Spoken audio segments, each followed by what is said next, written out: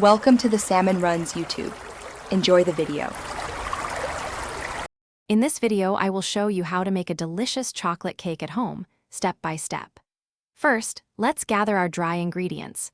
2 cups of all-purpose flour, 2 cups of granulated sugar, 3/4 cup of unsweetened cocoa powder, 2 teaspoons of baking soda, and 1 teaspoon of salt. Sifting these together is crucial.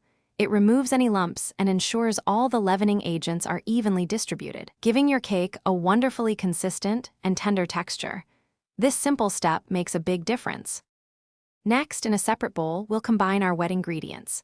Whisk together 2 large eggs, 1 cup of milk, 1/2 cup of vegetable oil, and 2 teaspoons of vanilla extract until well blended. Now, slowly add this wet mixture to your dry ingredients. It's important to mix gently until everything is just combined and no dry streaks remain.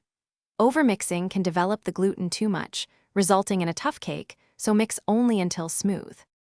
Now for a secret ingredient that boosts flavor and moisture, 1 cup of hot water or coffee. Gently stir this into your batter until fully incorporated. The hot liquid helps to bloom the cocoa, intensifying that rich chocolate taste. Next, pour the batter evenly into 2 9-inch prepared cake pans, filling each about 2/3 full. Bake in a preheated oven at 350 degrees Fahrenheit for 30 to 35 minutes, or until a toothpick inserted into the center comes out clean. Once baked, let your cakes cool in their pans for about 10 to 15 minutes.